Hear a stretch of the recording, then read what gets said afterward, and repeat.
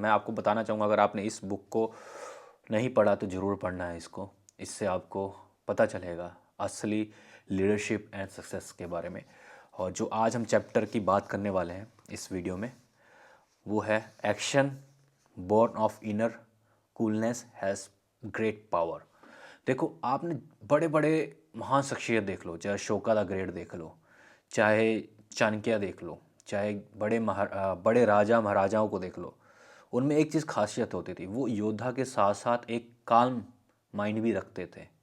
ऐसे नहीं, हिस्ट्री में जो भी लड़ाइयाँ लड़ी गई हैं वो लंबी चली हैं, और जितना पास्ट में राजा काम रहता था, अपने दिमाग को चलाता था, वो राजा हमेशा अपनी प्रजा में राज किया है, बल्कि उसने सबसे अधिक आक्रमण किए हैं। तो इस चैप्टर में, और बुद्धा की टीचिंग्स आपको मालूम है कि पूरे चाइना से लेकर जापान तक प्रसिद्ध है। और ये बुद्धा की हिस्ट्री तो चलो हमारे गांव, हमारे राज्य बिहार, जिसकी लोग आज कदर नहीं करते, वहाँ से ही सारे बड़े शख्सियत निकले हैं। बट ठीक है, मैं आपके सामने कुछ चैप्टर उनके सामने आपके सामने लेके आ रहा हूँ। तो देखो, ये सारी चीज़ें मैंने ऑलरेडी पढ़ रही हैं। मैं मेन पॉइंट पे आता हूँ। देखो, all great success and leadership attribute inspiration, courage, commitment, purpose, determination, resolve, clarity of vision, trustworthiness, power of expression, accountability, right decision, correct timing, effective delegation, and empathize empowerment flow from the unlimited power to inner coolness in one the और another. तो ये जितने भी आपको attribution दिख रहे हैं, inspire होना, करज आना, कमिटमेंट आना, purpose, resolve, clarity of accountability, right to making decision, ये सारा आपका इनर पावर कूलनेस से ही निकलता है। जितना आपका मन शांत रहेगा उतने आपके डिसीजन बेहतर होंगे। वो डिसीजन चाहे क्लैरिटी ऑफ विजन का हो, इंट्रीगिटी का हो, ट्रस्ट वर्थनेस का हो, पावर एक्सप्रेशन का हो, अकाउंटेबिलिटी का हो, इफेक्टिव डिसीजन का हो, प्राइस इंपावरमेंट का हो, फ्लो ऑफ अनलिमिटेड पावर, ये सारा आपको खेल मिलेगा आपके इनर पीस से। अगर आपका मन शांत नहीं है तो दोस्तों आप कुछ भी नहीं कर सकते ज़िंदगी में। हमेशा बात याद रखना, कहते हैं, कहावत है, जो जिसका विवेक मर जाता है ना, जिसके अंदर की पीस मर जाती है, वो भी इंसान ख़त्म हो जाता है एक दिन। ठीक है, तो आगे मैं दिखाता हूँ। ठीक है, अब यहाँ से मैं आपको दिखाता हूँ कि एक पॉइंट यहाँ पर था कि yes, some time to get task done you have to have the right kind of publicity. Publicity भी बहुत ज़रूरी है। You have to create certain noise भी ज़रूरी है। You have to marshal the troops whom you are leading in order to win the battle। अब यहाँ पर आती है बैटल की बात। क्यों बुद्ध चाइना और जापान में प्रसिद्ध है? क्यों, कहाँ से ये कुंफू आया है, कहाँ से, आपको आगे पढ़ाता हूँ, उसमें पता लग जाएगा। But most of inspiring quality of in human being the ability to great courage combine with coolness होना बहुत ज़रूरी है। और ये सारा वॉर ऑफ आर्ट, ये सब करेज ऑफ कूलनेस से आता है। The bring about radical consciousness in the way to perceive things, process them mentally and emotionally and ultimately act. मैंने स्टार्टिंग में बात की थी ना, राजा महाराजा जो जितने सक्सेसफुल थे वो इसी वजह से थे, क्योंकि उनका माइंड का पीस का और वॉर का कॉम्बिनेशन मैच था। देखो आगे पढ़ाता हूँ। देखो, so we have to understand the combination of courage coolness which is hallmark of the great leader. Great leader की निशानी यही है। You can see it some great leaders like Subhash Chandra Bose. भाई हिटलर के पास जाकर उन्होंने डील कर ली थी, सुभाष चंद्र बोस, और देखने में साधारण आदमी लगते थे। आगे देखना लाइन कितनी ज़बरदस्त है। The great thinker warrior of who infeed Indian at the very deep psycho spiritual level. भाई ये बहुत आदमी खतरनाक होते हैं जिनके पास स्पिरिचुअल और साइको लेवल बराबर पैरेलल चलता है। वो कैसे पैरेलल चलता है? क्योंकि उनका मन शांत है। वो सामने आपको बताएंगे कि मैं अहिंसक नहीं हूँ, मैं एकदम कूल आदमी हूँ, मैं एकदम स्पिरिचुअल आदमी हूँ। जब उसकी बारी आएगी भाई तो महाभारत करवा देंगे। इतना उनकी थॉट और उनके शरीर में उनके काबू होता है, एक एक उनके बालों पे काबू रहता है, ठीक है। He was greatly energetic, full of action in the minds of struggle battle, yet for some deeply calm cool collect about him. वही बात है, काम कुम आपको दिखेंगे, कलेक्टिविटी डीपली उनका रग रग काम रहता है।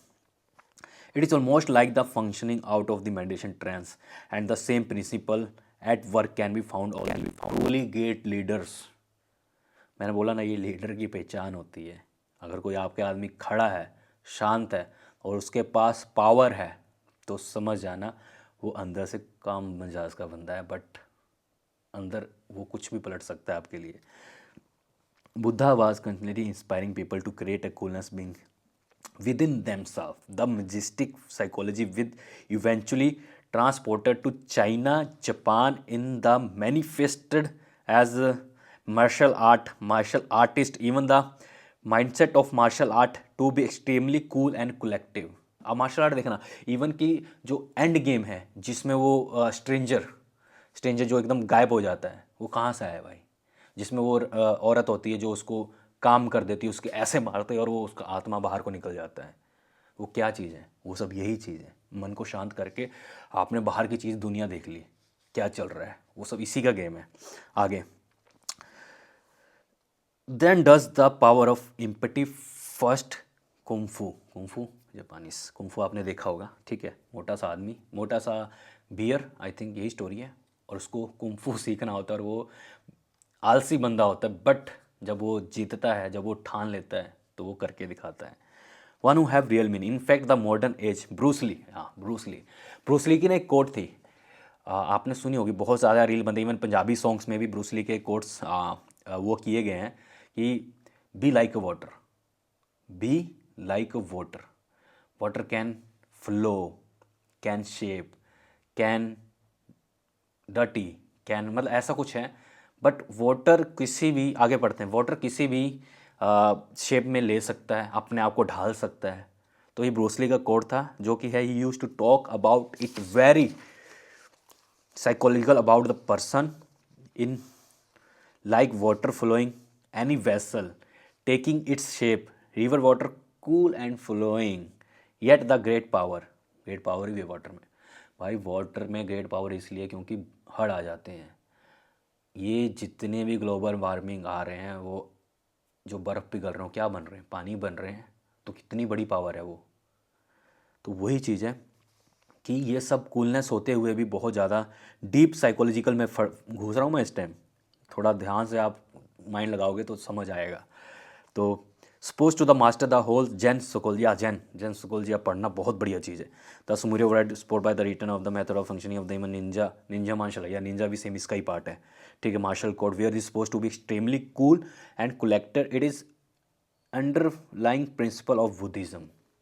देख लो हमारा बुद्धिज़्म भाई कितना ज़बरदस्त मेथड से निकला है। कितने लोगों ने, इसलिए नहीं बुद्धिज़्म पॉपुलर है चाइना में, मतलब कि आप ये मान लो, हम इंडियंस को इसलिए ज़्यादा रिस्पेक्ट मिलती है क्योंकि बुद्धा जी की जो टीचिंग्स थी वहाँ पर फॉलो की जाती है और लोग रिस्पेक्ट करते हैं वो सब चीज़ों की, साइकोलॉजिकल चीज़ों की, ठीक है। अब लास्ट में ये एक और लास्ट में पॉइंट हो, तो लंबी वीडियो हो जाएगी, फिर मैं, आप लोग देखोगे नहीं, फिर रीच कम हो जाती है, आप सपोर्ट भी नहीं करते हो, तो क्या करूँ। बट ठीक है, जितना मेरे को ठीक लगता है मैं उतना डालता रहता हूँ। Hence, look at the vast picture of things which sense of coolness, just as the eagle survey all from। ये पढ़ना, ये मेरे को बहुत लास्ट में लाइन अच्छी लगी। From the great height, eagle always you will see on great height, evil an eye view of things, and they you will become more aware, more conscious, more insightful into the things as a leader। कितनी बड़ी बात बोल दी भाई। जितना उसने wider देख लिया, उतना वो क्लियर हो गया, उतना वो कूल हो गया, उतना उसने स्ट्रेटजिक वो चीज़ बना ली। हम आज की डेट में एक आदमी, लड़ाइयाँ क्यों होती है, लोग चिड़चिड़े क्यों होते जा रहे हैं? क्योंकि उनका वाइडर विज़न नहीं है, उनका कालमैस इसलिए चला गया हुआ है। जिस टाइम आपका विज़न वाइडर हो जाएगा ना, ये छोटी मोटी लड़ाइयों पे हाथ ही नहीं लगाओगे आप कहोगे हाँ भाई तू राजा है, मैं भिखारी हूँ।